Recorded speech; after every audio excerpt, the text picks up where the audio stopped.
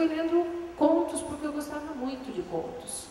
Então, eu lia antologias de contos de diferentes contistas. Isso hoje vocês conseguem com a maior facilidade. São narrativas curtas, mas profundas. E me lembro muito de contos mesmo, contos do Machado de Assis, contos da Lígia Fagundes Telles, contos da Clarice Lispector, contos de aprendiz do Carlos Drummond de Andrade. E isso foi, de alguma forma, eu acho que eu fui ficando, como o João do Mato, lá do Ítalo Calvino, meio viciada em livros. E aí os livros, e também a minha formação no italiano, me levaram para a literatura italiana, a qual eu acabei me dedicando, e um autor que fala muito da necessidade de contar histórias é o Alessandro Baricco, né? E ele fala, interessante, ele disse que quando perguntam para o filho dele agora ele está com 8 anos, mas quando eu pude entrevistá-lo, Baricco, né, ele dizia que o filho dele pedia água e toia, história. 2 elementos fundamentais e vitais para o ser humano, água e história. Então a gente tem que contar histórias e reprocessar histórias. Isso amplia a linha do horizonte. Tem os 2 escritores aqui, eu estou muito curioso, acho que vocês também, de saber como eles escrevem, como eles decidem o que vão escrever e exercitam essa decisão. Eu vou ler um parágrafo aqui da crônica 5 Tiros, do livro Passarinhos em Branco, do Luiz Henrique. Há um homem assassinado debaixo da minha janela. Sei que existem aqueles mais sortudos, cujas janelas se abrem para o mar, a praça, o campo, ou mesmo uma infinidade de outras janelas, sendo que de cada uma eles acenam uma mulher nua e um par de cortinas descerradas. Eu próprio já tive, não faz muito tempo, e bem debaixo da minha janela, o mar, o campo, a praça, e nos meus melhores dias, uma paisagem só de mulheres nuas e molduradas e o aceno sem peso das cortinas. Também sei de outros, menos sortudos, que só veem o mundo através da janela alheia, não lhes importando se o que vem é bom ou ruim, já que tudo mais lhes é igualmente alheio, a janela, as mulheres nuas e até a pouca sorte que lhes coube. Mas agora, frente à rudeza dos fatos, a única coisa que posso dizer é que há um homem assassinado debaixo da minha janela. Aconteceu isso? Como é que você escolhe o tema de uma crônica e parte para escrever? Bom, sobre essa crônica em especial, ela se chama 5 Tiros, e ela aconteceu realmente. Bom, a crônica ela é uma modalidade literária que é muito boa para o escritor pelo seguinte: você pode escrever qualquer coisa nela, ela é curta, você pode exercitar a linguagem, você pode contar uma anedota, você pode contar uma história, uma mentira, você pode andar na rua, ver uma pessoa interessante na esquina, você observa ela e você descreve aquilo, já é uma crônica. Você pode fazer qualquer coisa na crônica, mas se você mora no centro de uma cidade como Curitiba, que é uma cidade de 3 milhões, hoje a grande Curitiba, 3 milhões e 300 mil, acho que a região toda, né? E isso, imagina, há pouco tempo, Curitiba era uma cidade muito pequena. Por exemplo, eu morava, quando eu era criança, não, até os 20 anos, eu morava no Capão Raso. Alguém aqui mora no Capão Raso hoje? Você mora no Capão Raso? Faz tempo? 1 ano e meio. Então você não imagina como era o Capão Raso, por exemplo, nos anos 70, quando não havia as rápidas, né? Não havia a via rápida, havia só a República Argentina.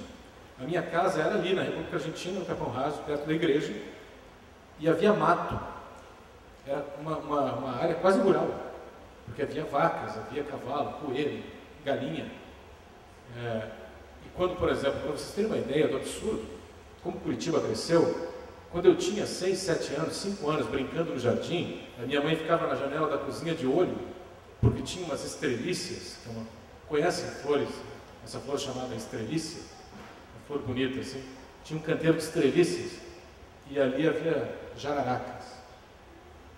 Então minha mãe tinha que ficar de olho porque pareciam cobras venenosas, entende, no jardim.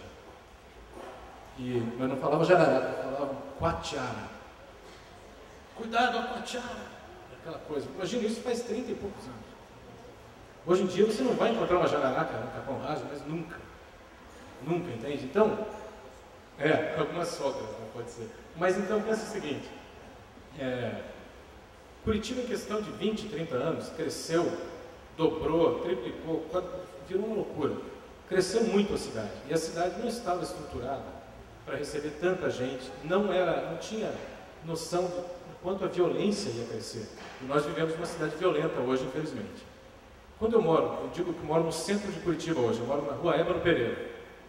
E na Rua Ébano Pereira, ali para cima, tem um lugar, Saldanha Marinho, Augusto Stelvio, aquelas ruas ali, onde existe um tráfico intenso de crack e cocaína. E é real, isso existe. Faz uns 10 anos que a região vem se deteriorando. E tem ali umas casas, uns bares à noite, onde o pessoal faz o tráfico e tal. Tem o tráfico na rua, que é feito em parte pelos travestis também. Tem uma complicação danada. Enfim, não dá para explicar tudo isso aqui agora. Mas a violência é uma coisa muito, muito real, e à noite você escuta tiros. Pelo menos uma vez por semana, no centro de Curitiba, dormindo, você é acordado por tiros. Às vezes, mais de uma vez por semana. Houve uma chacina em dezembro, se não me engano, do ano passado, no Gato Preto. Uma chacina onde pessoas entraram com metralhadoras no restaurante, mataram 5 travestis. A imprensa dá a notícia e acaba. Não se sabe mais quem foi que matou, o motivo, porque os travestis, para a sociedade toda, parece que são cidadãos menores. E isso é uma coisa muito errada. Então, como todas aquelas pessoas envolvidas nessa violência no centro, são pessoas que estão muito à margem da sociedade, são pessoas pobres, são pessoas que estão viciadas, caídas no chão ali, a quantidade de gente dormindo, quando amanhece, dormindo na Saldanha Marinho, acendendo cachimbo de crack, é muito grande, não interessa a ninguém aquelas pessoas. Então, se aquelas pessoas morrem assassinadas, não aparece no jornal, ou aparece na tribuna, e as pessoas falam assim, malandro, ou então safado levou um pipoco lá e morreu, acabou, entendeu? Mas ninguém quer saber mais de nada. No caso dessa crônica, era muito cedo, eu ainda estava na cama dormindo, e eu vi um tiroteio na rua. Levantei, o dia estava amanhecendo, na Rua Ébano Pereira, do lado das lojas Americanas, entre a Americanas e a Biblioteca Pública, tinha um cara caído com a calça abaixada, e ele tinha levado 5 tiros na cara. Isso na janela do meu apartamento era fácil de ver. O que acontece é o seguinte, foi uma briga qualquer, num bar da esquina, as pessoas se desentenderam, um cara esperou o outro sair, fizeram uma tocaia, o cara passou por ali na saída do bar, eles seguraram ele, atiraram ele no chão. E a gente tem que conviver com isso, a gente tem que, não é uma coisa incomum você sair e encontrar essas coisas na rua, no centro. Só que deveria ser comum nós falarmos sobre isso um pouco mais. E o que é mais grave, né, no caso desse episódio, foi que o cara foi assassinado. Os assassinos fugiram, a polícia chegou, várias viaturas, o povo que estava começando a ir trabalhar, passando por ali, vai se amontoando, porque é uma coisa que chama atenção, uma pessoa morta. As pessoas querem ver acidente, assassinato. As pessoas vão cercando aquele homem morto. Chega o IML, né, o Instituto Médico Legal, eles recolhem o corpo daquele homem e o chão fica sujo de sangue. Mas é muito sangue. E aí vem a parte ainda mais absurda da história. E eu não sei disso, existe alguém que limpa sangue na rua? Uma profissão? Eu não sei. A quem cabe isso? Você recolhe o corpo daquela pessoa que está ali onde você vai passar para trabalhar, mas o sangue dele permanece. E ele levou 5 tiros. Entende? Era uma coisa muito feia. Não era só sangue, entende? Era cabelo. E aquilo ficou no chão. Durante o dia todo. O dia todo. E as pessoas passavam por ali. Olhavam aquilo, comentavam. Tem um café do lado, as pessoas tomam uma cerveja. Do lado. E as pessoas falam, apontam, dão risada. Porra, o cara levou 5 tiros na cara, né? Então,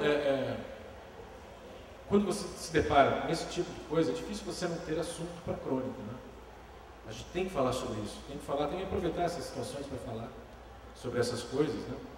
E a literatura também não é só essa coisa muito solta, né? Que a gente tem, se a gente vai falar de horizonte, né? A gente pode pensar que é uma coisa muito distante, inalcançável, né? Mas se a gente pensa no futuro, e, por exemplo, eu tenho uma filha, né? Mais nova que vocês, mas vocês provavelmente, a grande parte de vocês vai ter filhos também. Vocês vão pensar nisso, tipo, porque hoje a gente pensa que o futuro é de vocês, né, que são jovens, assim, e vocês vão pensar que o futuro é dos filhos de vocês, vão se preocupar tanto com isso. Mas a literatura também pode ser esse instrumento, um instrumento de discussão do que acontece na nossa cidade, no nosso país, no nosso mundo, uma discussão social, né? Eu acho que pode que deve fazer isso, e a literatura, eu acho que assim pode ir muito além ainda do que a gente está conversando aqui. Né? É isso. Obrigado, boa tarde.